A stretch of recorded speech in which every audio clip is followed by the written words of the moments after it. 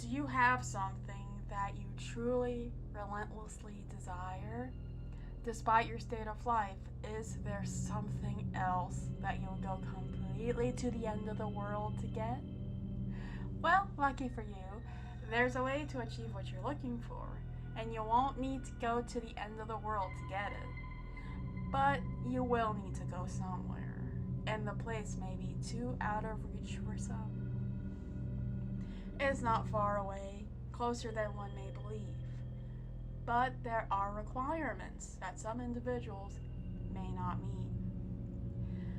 First, whatever it is that you seek, know that you must seriously desire what you want. In your eyes, it should be something you need. If you begin the journey without the correct state of mind, you will surely fail, as it will be near impossible to turn back once the journey starts. The second requirement is that you will need a vehicle of a sort. Most use a car, as it's the most comfortable choice. There have been a select few that have used small motorized vehicles, such as an ATV or motorcycle, but this has proven to be quite difficult, as the conditions of the journey can prove to be too bothersome. Do not use a vehicle too large or noticeable, as you will need some of the cover of night to be most safe. Also, while any sort of car will do, you may not want to choose the most expensive or cherished vehicle.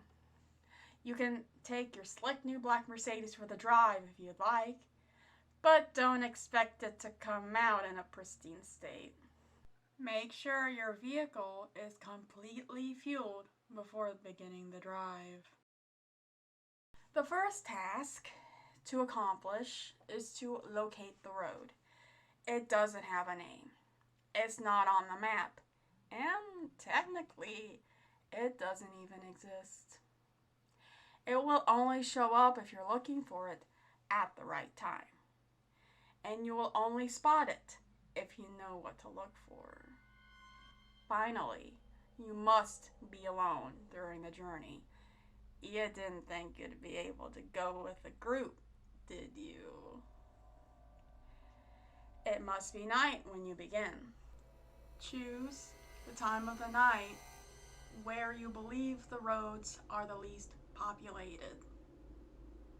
Drive to any area that is just a stretch of road surrounded by woods. Here's where you want to start paying close attention. If you're looking for the road, it will turn up eventually, but you will need to search for the road's hint in order to pull down the right one. Once you're close, you will see or feel its signs, but what the signs will be will depend on what it is you desire. For example, if you're in search of wealth, you may spot shimmers on the empty branches of trees, as if they resemble the shine of gold or diamonds. If you seek love, you may begin to see rose petals slowly dance in the light breeze, blowing in the road's direction. If you seek revenge, you might sense an ever-growing feeling of heat or anger in your body as you approach. Just know what it is you really want, and you'll have no problem finding the turn. Once you're sure you have found the revealed road, take a deep breath and turn down onto it. At this point, you have officially started down the nameless road, which brings you through 11 miles, leading to whatever it is you seek. Each mile will test your desire and will expose if you really do want what you're searching for. Before you go any further, stop the car and be wary of a few advisements. Do not turn on a radio during the drive. Do not use a phone during the drive. Reception would be cut off anyway. Do not open the windows during the drive. Make sure they are closed before you continue. If you are riding a vehicle without windows or a top, then prepare for the worst, as the odds are heavily against you. Do not attempt to leave your vehicle at any time. You'll never want to exceed 30 miles per hour, unless you're desperate enough to make it through a section of the road. And most importantly, as with any drive, buckle up. Feel free to prepare and make sure you're ready.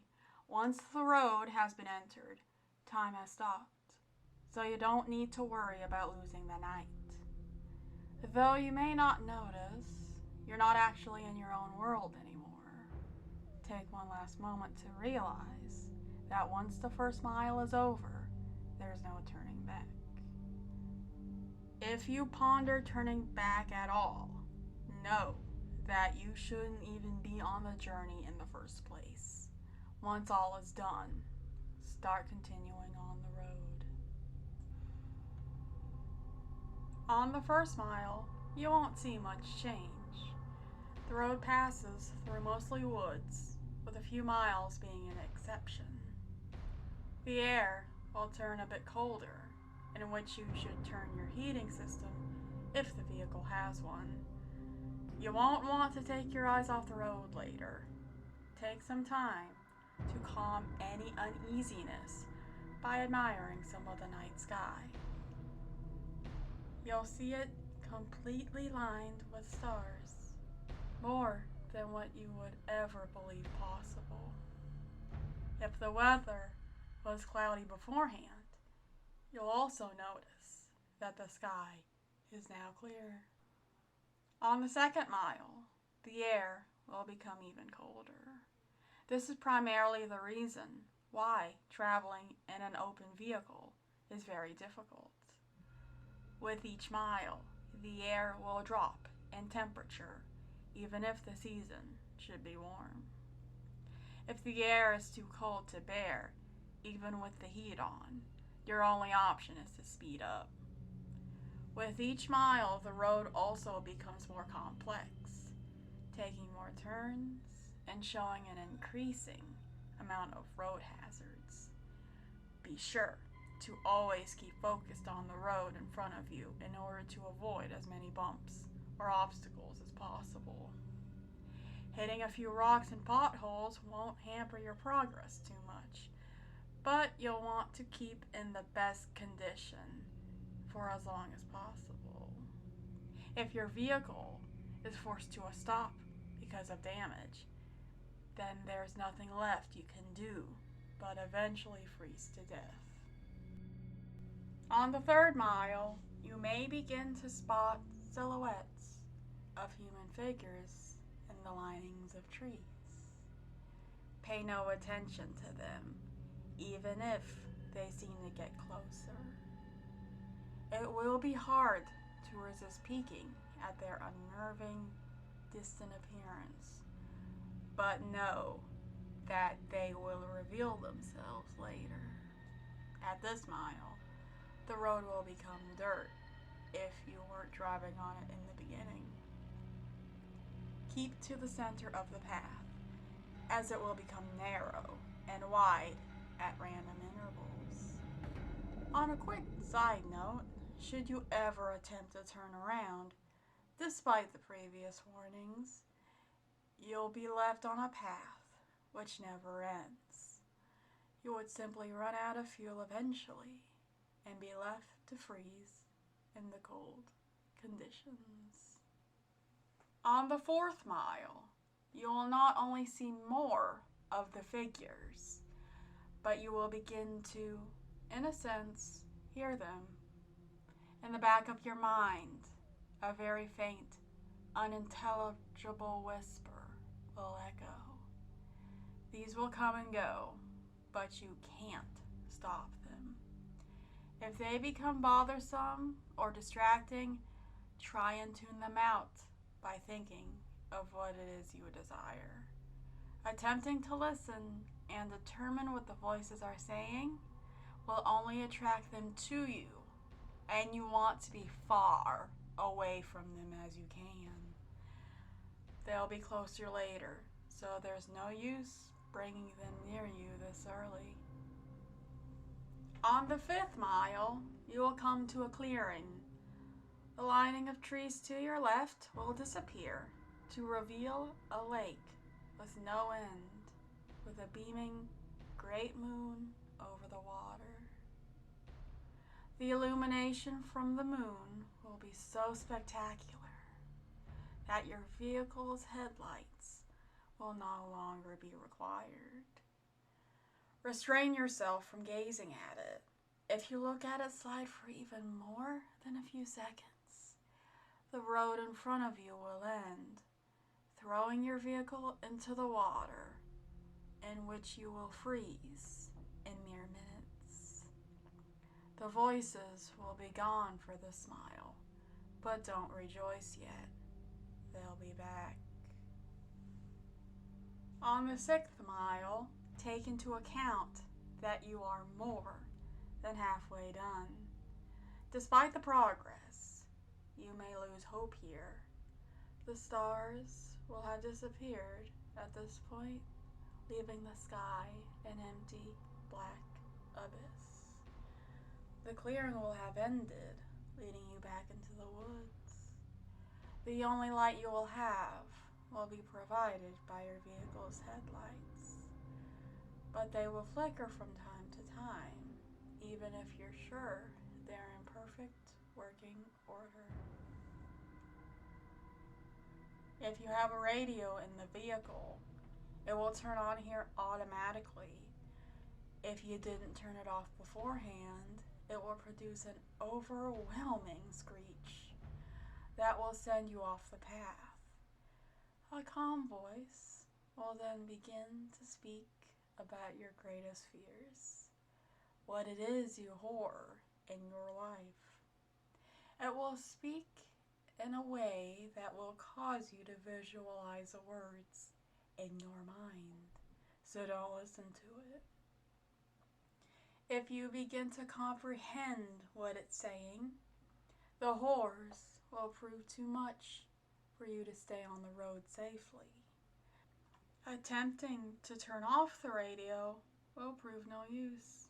Speed up if you need to. Just keep your mind off the voice as much as you can. As you approach the end of the mile, the voice will fade out of the speakers, leaving your ears at peace for now. On the 7th mile, the voices from the figures will return. It won't sound like a whisper this time, but more like distant screams, growing closer with each second. At some point on this mile, you'll hear one of them in your ear, as if one of them were right behind you. This is because one of the figures have found their way into your vehicle. Do not turn around. Their faces will shock you to a paralysis, leading you off the road. If you don't draw attention to it, it will become uninterested and hopefully leave.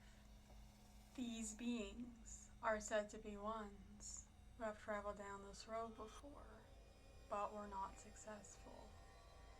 They live the remainder of their existence suffering in the darkness, with their only goal being to bring other travelers down with them. It has been said from experience that these beings can't physically harm you, so as long as they don't cause you to wreck, you should be fine. On the 8th mile, slow down if you're going too fast. The road here takes very sharp turns, which, if overshot, will throw the vehicle into a pit through the trees. The cold is near fatal here. If you were to have a glass or bottle of liquid in your vehicle, it would be solid in seconds.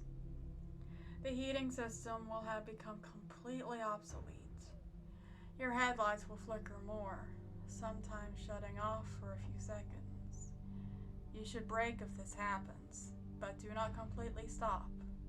The figures will be following you at this point, and should you stop for too long, they will surround and trap your vehicle.